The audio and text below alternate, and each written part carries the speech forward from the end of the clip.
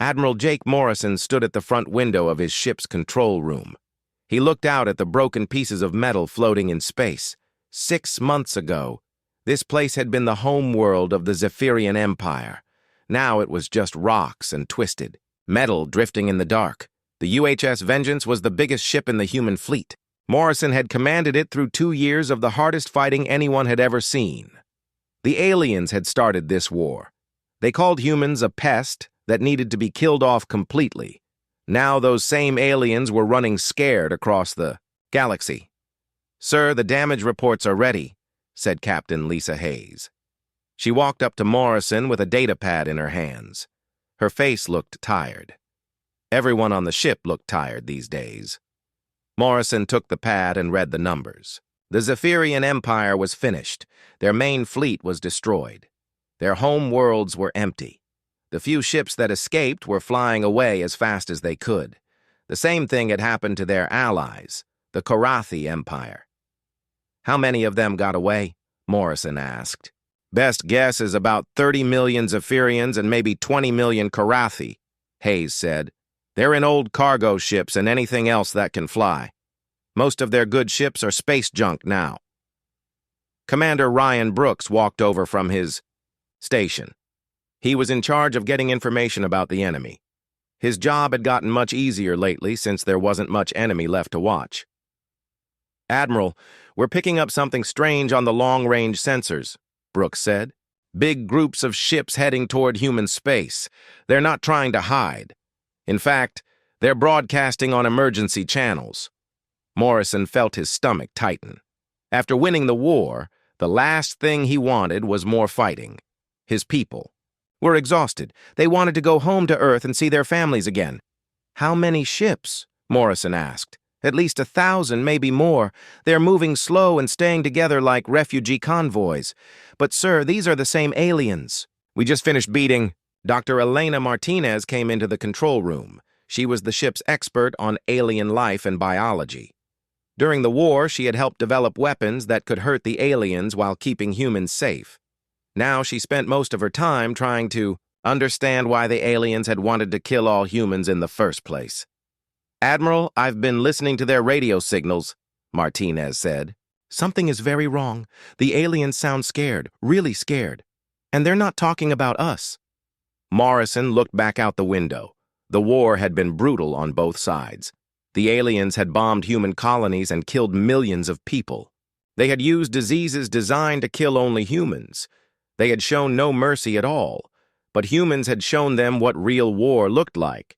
When you corner a human and threaten their family, they become something dangerous. The human fleet had used tactics that made the aliens run in terror. They hit fast and hard. They never fought fair. They made the aliens afraid to leave their home worlds. "What are they scared of?" Morrison asked.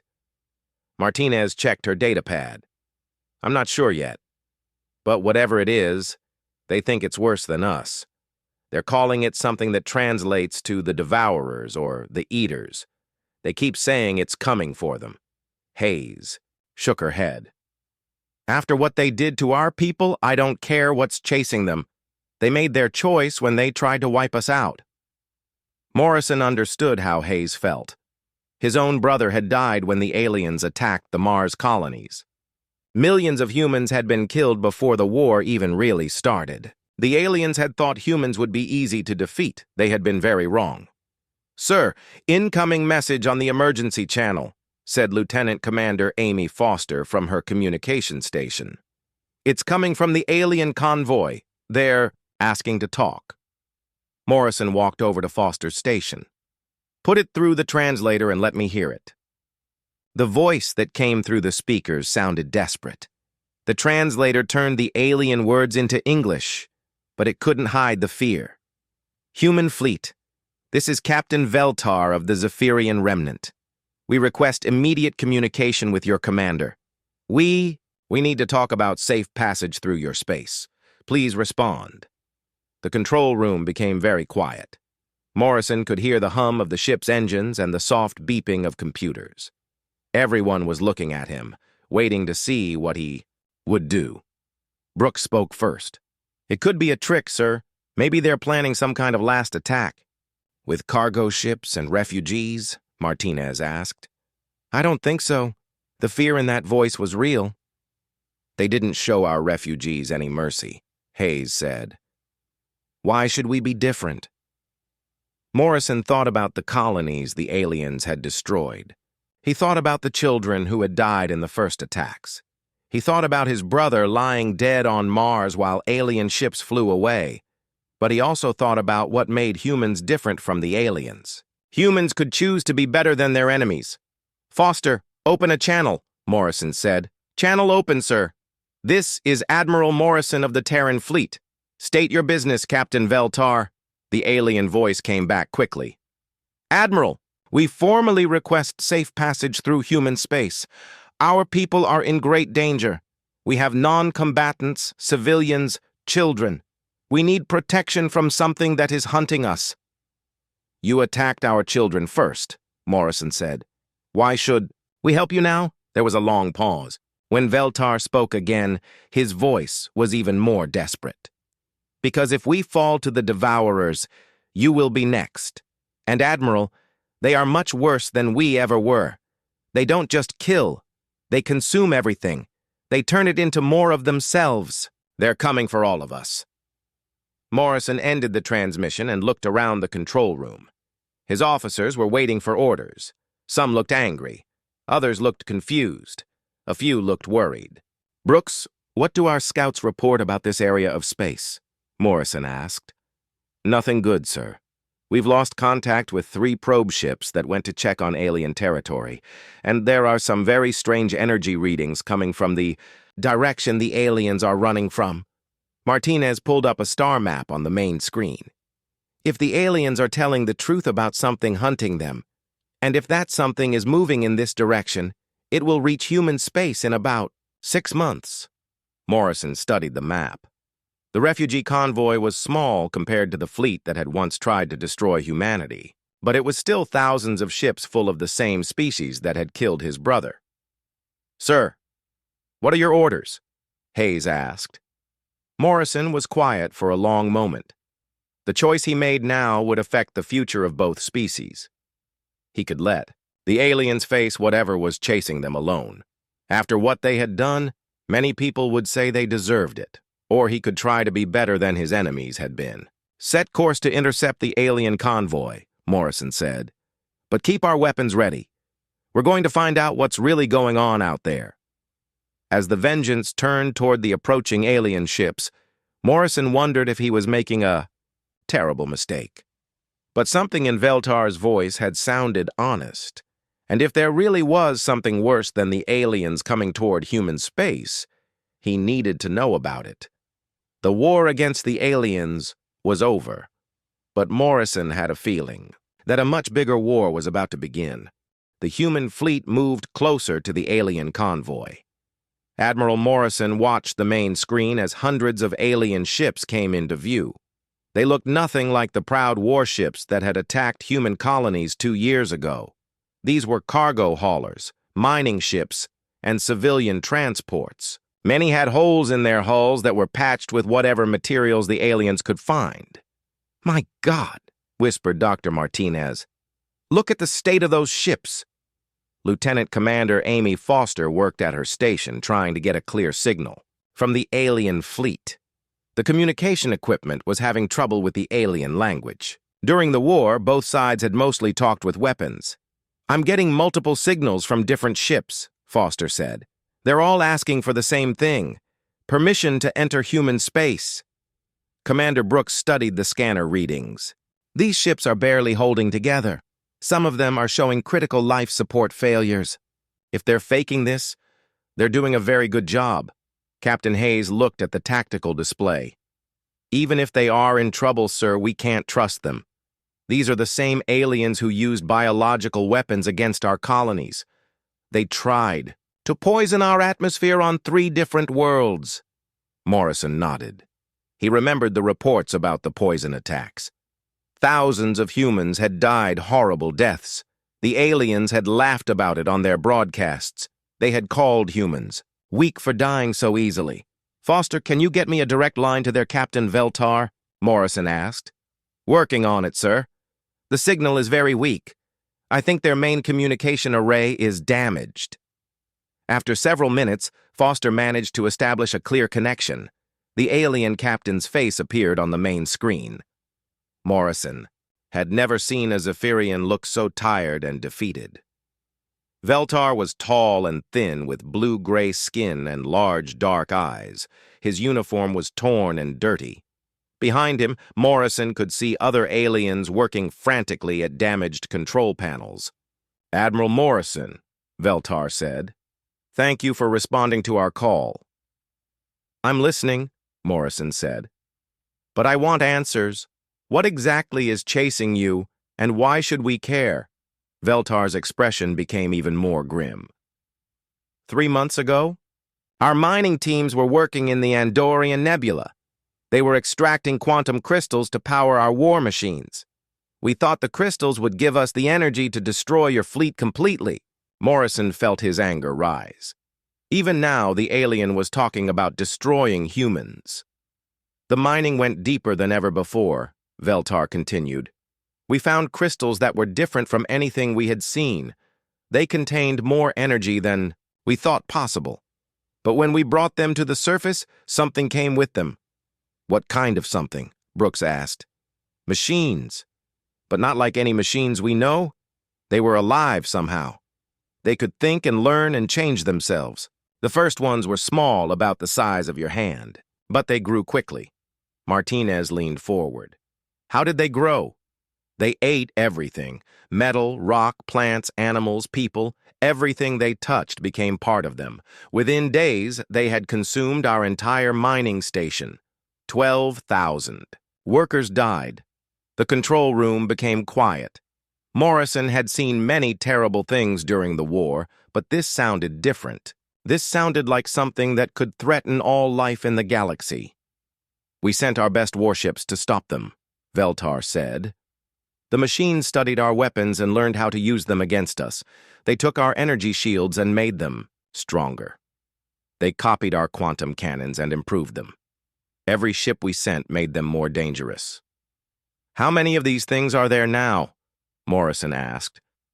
"We don't know. They move as one giant organism. They have consumed 17 star systems in our territory. Every world they touch becomes a factory to make more of them. They're heading toward the core worlds of both our empire and the Karathi Empire." Hayes shook her head. "This could be a lie to make us feel sorry for them." "I wish it were," Veltar said. "But I have proof." The screen changed to show recordings from Zephyrian ships. Morrison watched as massive dark objects moved through space like living metal. They flowed around planets like water, covering the surface completely. Within hours, the planets changed color from blue and green to cold gray metal. "The worst part is how smart they are," Veltar said. "They learn from every species they consume. They know our tactics, our technology, our weaknesses. And, Admiral, they know about humans too." Morrison felt cold. "What do you mean?" "Before our final retreat, the machines captured some of our ships that had fought against your fleet. They studied the battle records. They know how you fight. They know about your weapons and your ships. They're preparing for you." Dr. Martinez studied the recordings carefully. "This explains why you're running toward human space instead of away from it. You think we might be able to stop them." "Honestly?" "No," Veltar said. "I don't think anyone can stop them now. But you humans fight differently than we do. You don't follow the normal rules of war. Maybe that will slow them down long enough for some of us to survive." Colonel Ben Tucker spoke up from his position, near the back of the control room. "So you want us to fight your battle for you while you hide behind our fleet?" "Colonel, with respect, this stopped being our battle the moment the machines learned about your species. They will come for you whether you help us or not. The only question is whether you face them alone or with allies who know how they think." Morrison looked at his officers. Hayes was shaking her head. Brooks looked worried. Martinez seemed fascinated and terrified at the same time. Tucker looked like he wanted to start shooting something. "Captain Veltar, How long before these machines reach human space? Morrison asked. If they maintain their current speed, perhaps 6 months. Maybe less if they find more resources to consume along the way. And how many of your people are in this convoy? About 50 million between the Zephyrian and Karathi fleets. Mostly civilians, but some military personnel as well. We have children, elderly, wounded, people who never wanted war with anyone. Morrison thought about the children. During the war, both sides had tried to protect their young, but the aliens had still targeted human schools and hospitals. It was hard to feel sympathy for them now. Admiral, Martinez said quietly, we need to consider the possibility that he's telling the truth. If these machines are real and they're as dangerous as he says, we need to prepare. Or we could let them destroy each other and save ourselves the trouble, Tucker said. And if the machines win, Martinez asked, then we face them alone, without any allies who understand how they work. Morrison studied Veltar's face on the screen. The alien looked desperate but honest. During the war, Morrison had learned to read alien expressions. Veltar was scared, but he wasn't lying. Captain, I need proof that your intentions are peaceful, Morrison said. Your ships are to power down all weapons and allow my people to inspect them. If anyone tries anything suspicious, we will destroy your entire convoy. Understood, Veltar said quickly. Admiral, I know you have no reason to trust us. We did terrible things to your people. But right now, we need each other to survive. Morrison ended the transmission and turned to his staff. Brooks, I want full scans of every ship in that convoy. Hayes, keep our weapons ready, but don't target them yet. Martinez, start analyzing those recordings. I want to know if these machines are real. And if they are real? Hayes asked. Morrison looked back at the alien ships on the screen. 50 million aliens who had once wanted to kill every human in the galaxy. Now they were begging for protection from the same humans they had tried to destroy. If they're real, then we're all in more trouble than we thought, Morrison said. And we're going to need all the help we can get. As the human fleet prepared to inspect the alien convoy, Morrison wondered if he was about to make the biggest mistake of his life. But something told him that the real war was just beginning. Admiral Morrison stood in the main conference room of the UHS Vengeance. Around the large table sat his senior officers, all of them looking tired and troubled. The inspection of the alien convoy had been completed, and the results were disturbing. Doctor, Martinez placed her datapad on the table. The medical scans confirm what Captain Veltar told us. These ships are overcrowded beyond belief. They have families sleeping in cargo holds. Their food supplies will run out in 3 weeks. Many of the children are already showing signs of malnutrition. Captain Danny Rodriguez of the destroyer UHS Retribution shook his head. Doc, these are the same aliens who bombed our civilian ships. They killed my cousin on Europa Station. Why should I care if their children are hungry? Because we're supposed to be better than they are, Martinez replied. That's what this whole war was about, wasn't it? Proving that humans are worth saving? Colonel Tucker leaned back in his chair. I say we give them directions to the nearest star system and wish them luck. Our job is to protect human lives, not alien ones. Commander Brooks had been quiet during most of the meeting. Now he spoke up. The recordings they showed us check out. Our computer analysis confirms they're real. These machines, these devourers, they're not made up. And according to the data, they're learning fast. Morrison looked at the star charts.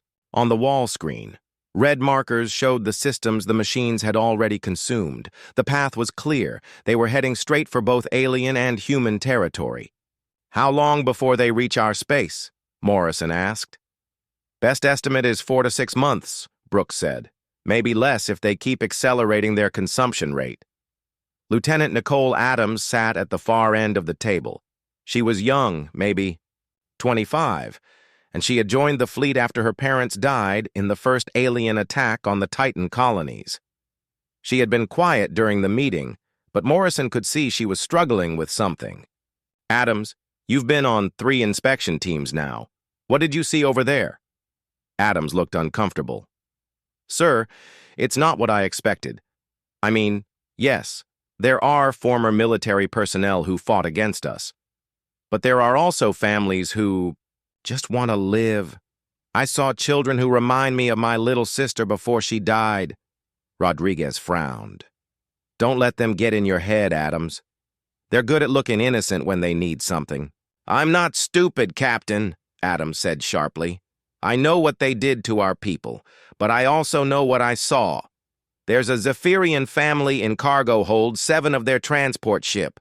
The father lost his arm fighting against us. The mother lost her brother when we bombed their home world. But their little girl is sick, and they asked me to help her because they know humans are good at medicine. The room became quiet. Morrison could see the conflict in Adam's face. She wanted to hate the aliens, but she was finding it hard to hate sick children. Captain Hayes spoke next. Even if we wanted to help them, where would we put them? We can't bring them to Earth. The people would never accept it. And we can't just set up camps in human space. Dr. Martinez pulled up a new star chart. Actually, there might be a solution. The Kepler 442 system has a large asteroid belt with plenty of raw materials. It's far enough from human colonies to be safe, but close enough that we could protect it if needed. You want to build refugee camps for the aliens who tried to kill us all? Tucker asked. I want to be smart about this, Martinez replied. If these machines are real, we need allies who understand how they work. And if we help the aliens now, they might be willing to share their technology with us. Morrison stood up and walked to the window. Outside, he could see some of the alien ships in the distance. They looked so different from the proud warships that had attacked human colonies. These ships carried families running for their lives. Sir, Adams said quietly, there's something else. I talked to some of the alien military officers. A lot of them are angry about the war. Not at us, but at their own leaders. They say the decision to attack humans was made by a small group of extremists.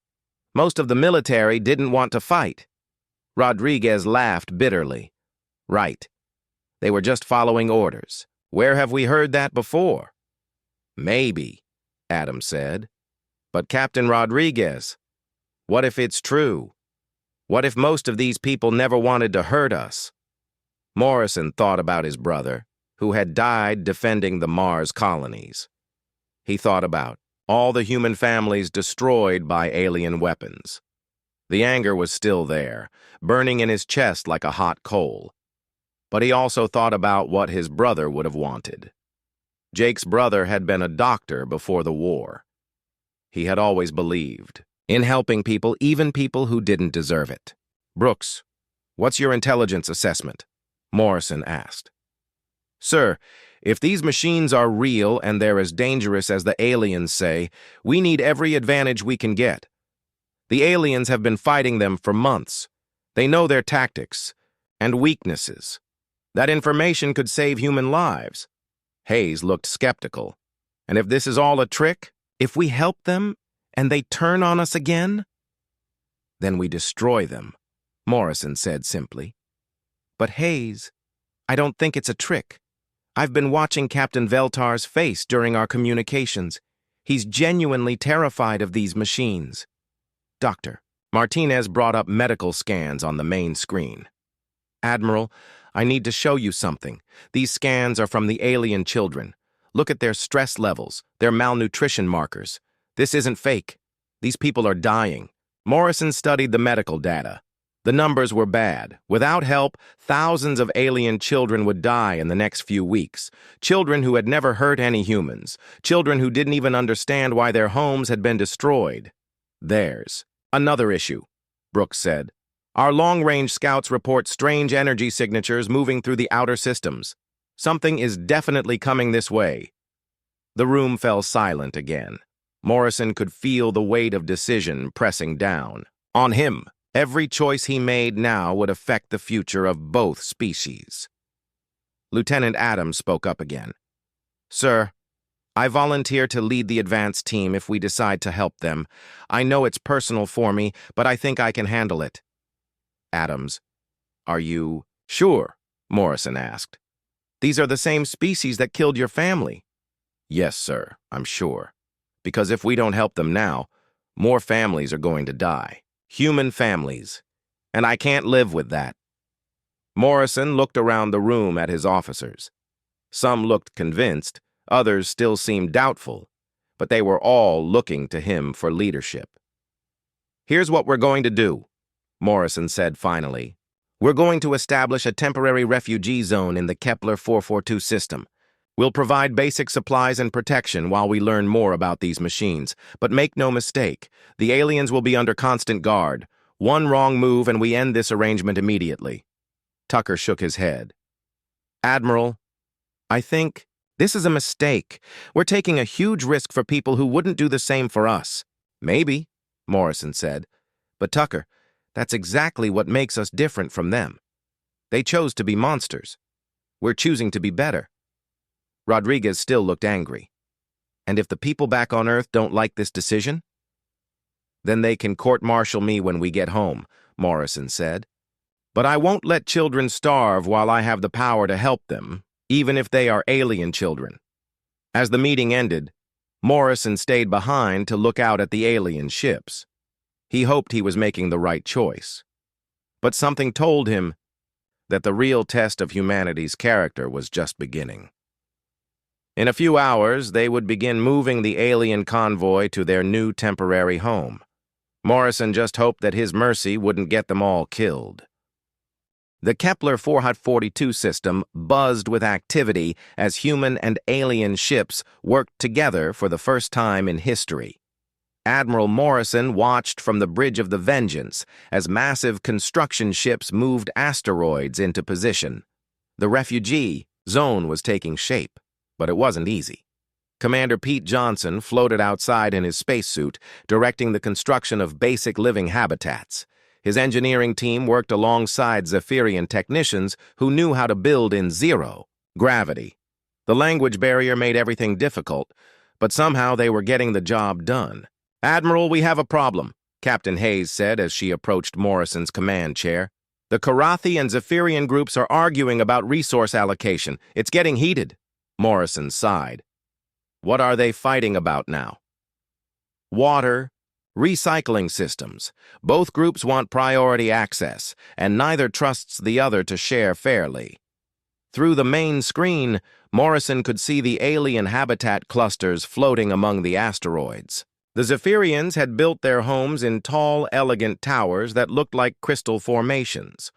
The Karathi preferred low, wide structures that sprawled across asteroid surfaces. Even as refugees, they couldn't agree on anything. Dr. Martinez came onto the bridge carrying a datapad full of cultural notes. Admiral, I think I can help with the resource disputes. I've been studying their social structures. If we assign mixed teams to manage the life support systems, it might force them to cooperate. Worth a try, Morrison said.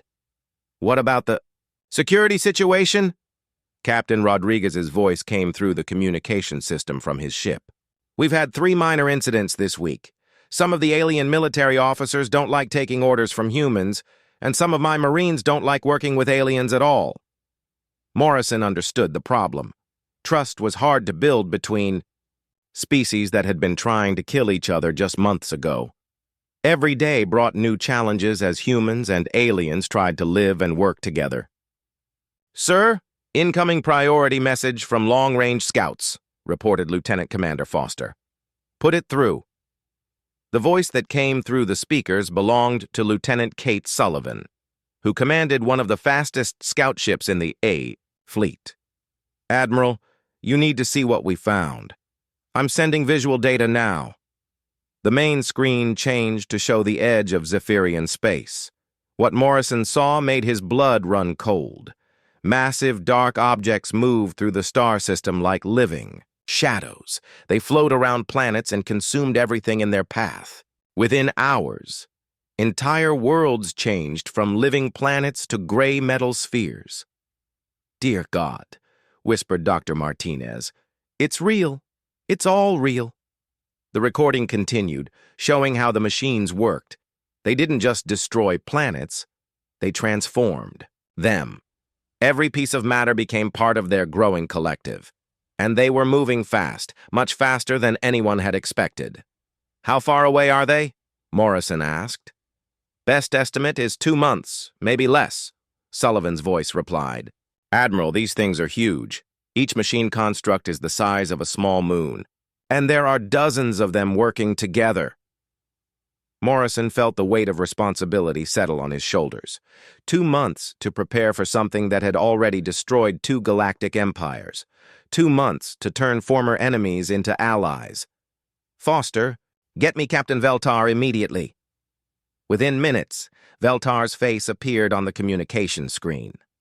The alien captain looked even more tired than before, but there was something else in his expression now. Hope. Admiral Morrison, what can I do for you? I need everything you know about these machines. Every tactic you tried, every weakness you found, every mistake you made. We don't have much time. Veltar nodded grimly. I'll gather our best military minds immediately. But Admiral, there's something you should know. The machines learn from every battle. The tactics that worked against them months ago won't work now. Then we'll have to think of new tactics, Morrison said. Human tactics. Over the next few days, an unusual partnership developed in the asteroid belt. Human engineers worked with alien scientists to understand the machine technology. Lieutenant Adams found herself working closely with a young Zephyrian pilot named Korvash. Korvash had lost his homeworld to the machines, but before that, he had lost his family to human bombing raids. Both he and Adams carried the same kind of pain, the same anger at losing people they loved. Your tactics during the war were very different from ours, Korvash said, as they studied battle recordings together. We tried to fight the machines with logic and planning. You humans fight with chaos and unpredictability. Adams nodded. My commander says we don't fight fair. Maybe that's what we need against these things. They worked long hours together, developing new battle strategies that combined human creativity with alien technology. Adams found herself forgetting that Korvash was supposed to be her enemy. He was just another pilot trying to protect his people. Meanwhile, the refugee zone faced its first real crisis. A group of Karathi hardliners, led by War Captain Thexmore, refused to accept human protection. They believed it was dishonorable to ask for help from the species they had tried to destroy. We are warriors, Thexmore declared during a heated meeting in the main assembly hall. We do not beg for scraps from our former enemies. Captain Veltar tried to reason with him. Thexmore, our pride will not stop the machines. We need to work together if any of us are going to survive. I would rather die fighting than live under human charity, Thexmore replied. The argument might have turned violent, but Captain Rodriguez and his Marines were standing by. When Thexmore's followers began reaching for weapons, the Marines acted quickly. Instead of shooting, they used non-lethal force to subdue the troublemakers. The restraint surprised many of the aliens. During the war, both sides had shown little mercy to prisoners, but here were human soldiers choosing not to kill when they easily could have. Why didn't you shoot us? Thexmore asked Rodriguez later, as he sat in a detention cell. Rodriguez looked at the alien warrior for a long moment. Because we're trying to be better than we were during the war. All of us. The incident helped build trust between the moderate aliens and the human forces. But it also showed how fragile their alliance really was. Dr. Martinez made another disturbing discovery while analyzing the machine recordings. Admiral, these things don't just copy technology. They improve it. Look at this. She showed Morrison footage of machine ships using Zephyrian energy shields. But the shields were stronger and more efficient than anything the Zephyrians had ever built. They took our quantum weapons and made them 10 times more powerful, added Veltar, who had joined the briefing. Every species they consume makes them stronger and smarter. Morrison studied the data carefully. So they'll know about human tactics, too, once they analyze the battles you fought against us. Exactly. That's why we need new tactics. Things they haven't seen before. Lieutenant Adams and Corvash presented their ideas to the command staff. Their plan was radical. Mixed squadrons of human and alien ships fighting together, using completely unpredictable combinations of tactics. Human. Pilots are good at improvisation, Adams explained. Alien ships have better technology and shields. If we combine them properly, we might be able to confuse the machines long enough to hurt them. Colonel Tucker looked skeptical. You want our pilots to fly alien ships? Some of them, yes. And we want alien pilots in human ships, too. The machines won't expect that kind of cooperation. Morrison liked the idea, but he could see the problems. The cultural differences alone could get people killed. Admiral, Corvash spoke up, if we don't try something new, we'll all be killed anyway. At least this way we have a chance. As the briefing ended, Morrison looked around the room at humans and aliens working together. A few months ago, they had been trying to destroy each other. Now they were planning to fight side by side against an enemy that threatened all life in the galaxy. But time was running out. The machines were getting closer, and they were bigger and more dangerous than anyone had imagined. Morrison just hoped that their unlikely alliance would be strong enough to face what was coming. Outside the conference room windows, human and alien ships patrolled together for the first time. It was a small start, but it gave Morrison hope that they might actually have a chance. The machines arrived 3 days early. Admiral Morrison stood on the bridge of the Vengeance as the long-range sensors detected massive objects entering the outer edge of the Kepler 442 system. The enemy fleet was bigger than anything they had. Prepared for. Dozens of machine constructs, each one the size of a small moon. All ships to battle stations, Morrison ordered. This is not a drill. Around the asteroid belt, the mixed fleet of human and alien ships moved into position. It was a strange sight, sleek Zephyrian cruisers flying alongside bulky human destroyers, with Karathi fighters weaving between them in complex formations. Captain Veltar's voice came through the communication system from his command ship. Admiral, the machines are moving faster than expected. They'll reach the refugee zone in 6 hours. Are the evacuation ships ready? Morrison asked. As ready as they can be, replied Commander Johnson. But, sir, there are still 50,000 civilians who won't fit on the transport ships. Morrison felt his stomach tighten. They had known this moment would come, but he hadn't expected it so soon. The refugee zone had become more than just a temporary shelter.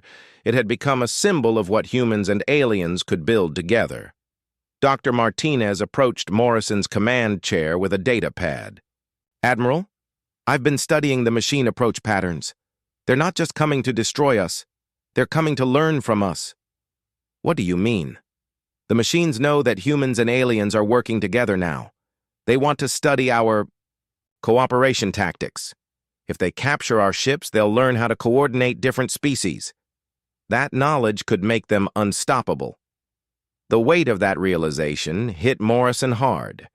If they failed here, they wouldn't just lose their lives. They would give the machines the tools to conquer the entire galaxy. Foster, get me Lieutenant Adams and Corvash.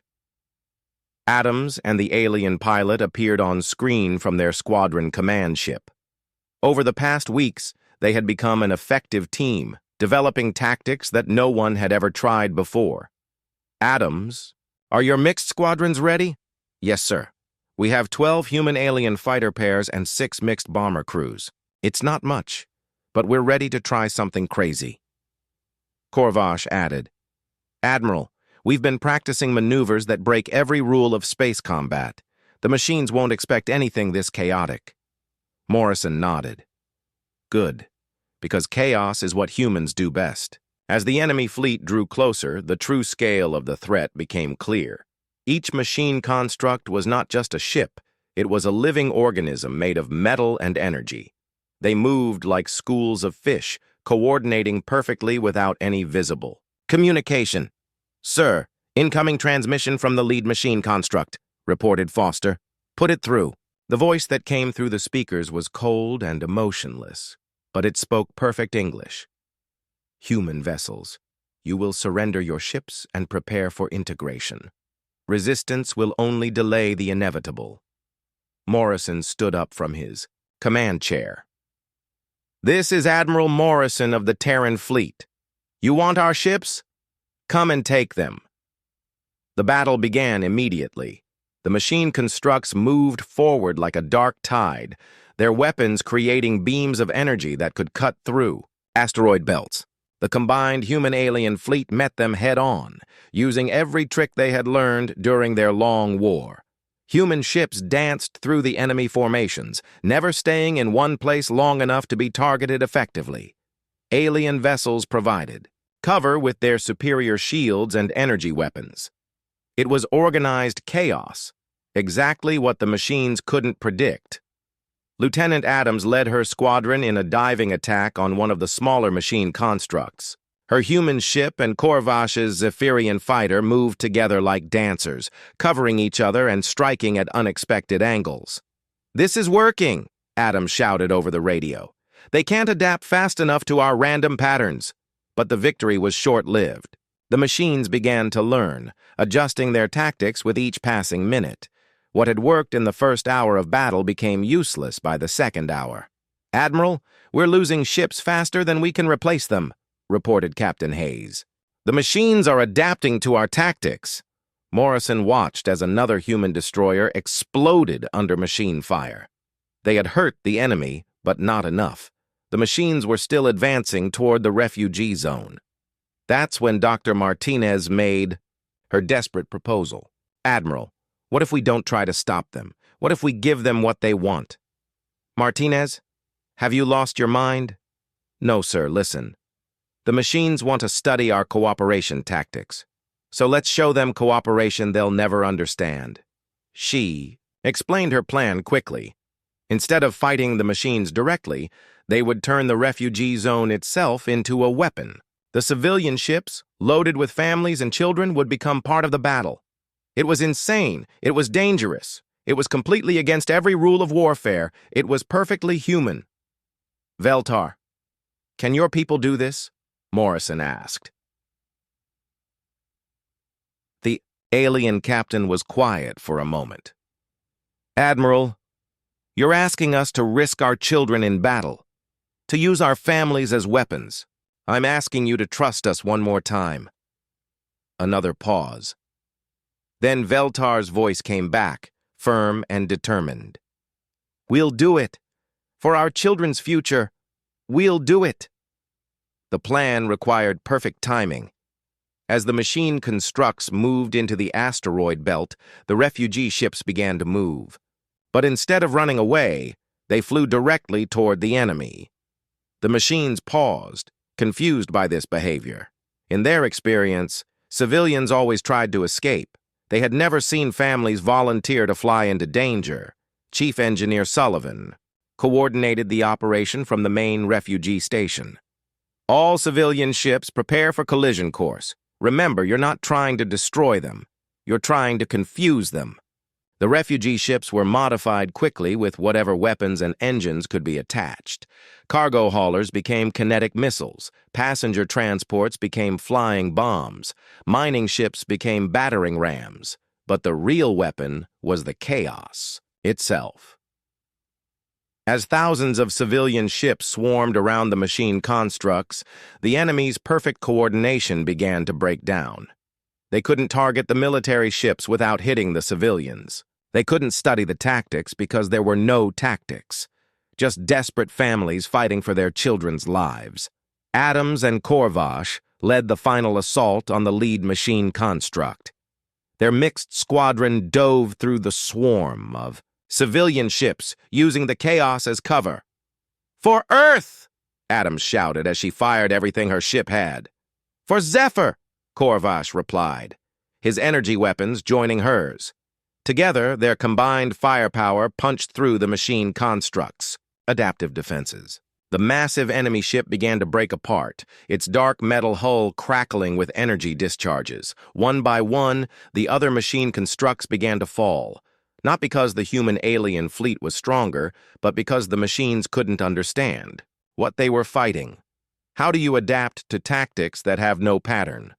How do you learn from strategies that make no sense? The battle lasted 18 hours. When it was over, the asteroid belt was filled with wreckage from both sides. But the machines were defeated, their constructs floating lifeless in space. Admiral Morrison walked through the refugee medical station, looking at the wounded from both species. Human doctors worked alongside alien healers, treating injuries. Without caring about species or past conflicts, Captain Veltar found him there, his own arm in a sling from the battle. "Admiral, I wanted to thank you." "Thank me?" "Veltar, we almost got your people killed." "No, you showed us what we could become." "During the battle, I watched human pilots sacrifice themselves to save alien families. I saw alien civilians risk their lives to protect human ships. For the first time in our history, we fought not as separate species, but as one people." Morrison nodded slowly. "What happens now?" "Now we rebuild. Together. The galaxy is a dangerous place, Admiral, but I think it's less dangerous when we face it together." 6 months later, Morrison stood on the observation deck of the new Kepler station. Below him, the asteroid belt had been transformed into a thriving community. Human and alien families lived side by side, their children playing together in the zero-gravity parks. Lieutenant Adams, now promoted to captain, approached with a report. "Admiral, the first Joint Exploration Fleet is ready to depart. We have volunteers from both species ready to search for other survivors." "Any word from Earth about our actions?" Adams smiled. "The politicians are still arguing about it, but the people understand.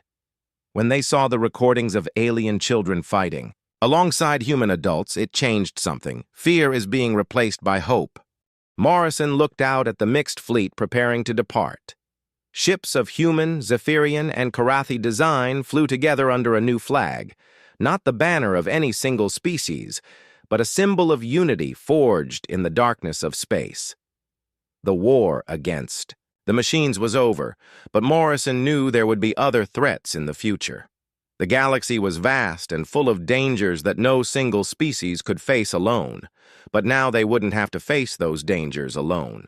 From the ashes of old hatreds, something new had been born. An alliance based not on conquest or fear, but on the simple recognition that all thinking beings deserved a chance to live and grow as the joint fleet departed to search for other survivors. Morrison felt something he hadn't experienced in years. Genuine hope for the future. The machines had tried to consume everything in their path, turning diversity into uniformity, life into cold meat.